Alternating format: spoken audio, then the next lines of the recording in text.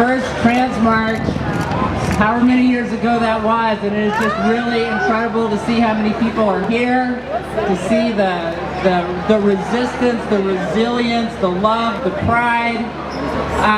It's really special for me to be here speaking tonight, next, here at the corner of Turk and Taylor, next to this building, to my right. Does anybody know what happened in this building here at the corner of Turk and Taylor 51 years ago?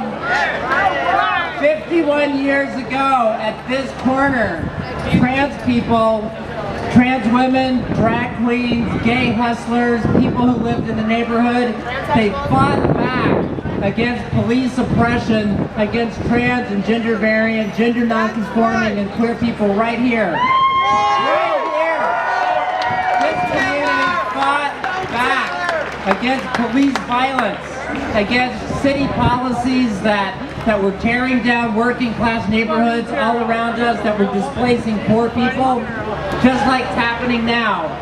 51 years ago, trans people stood their ground right here in this neighborhood, when this is the only neighborhood that trans people could live in because of employment discrimination, housing discrimination, transphobia, homophobia.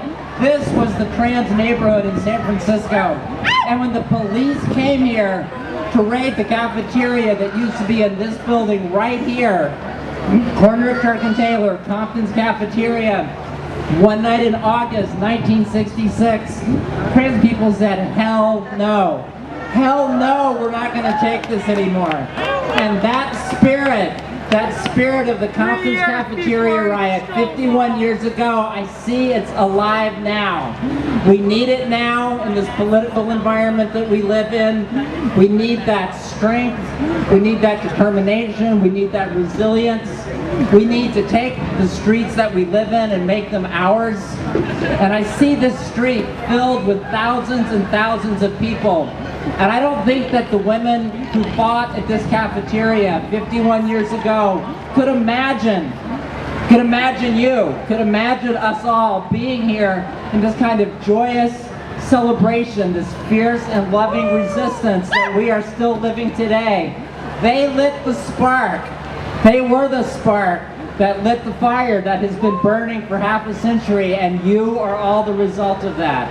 It is wonderful to see you taking up this space. It's wonderful. My work, I'm a historian by training. I'm a transgender person because that's how I got made and thrown into the world. And I will just tell you that the most important thing that I have ever done as a trans person and as a historian is to do the work that recovered the story of the resistance that happened in this building and to share it with people so that they could begin to remember the way we remember Stonewall, the way we remember Cinco de Mayo, the way we remember, the American Revolution, the way we remember that even though we weren't there.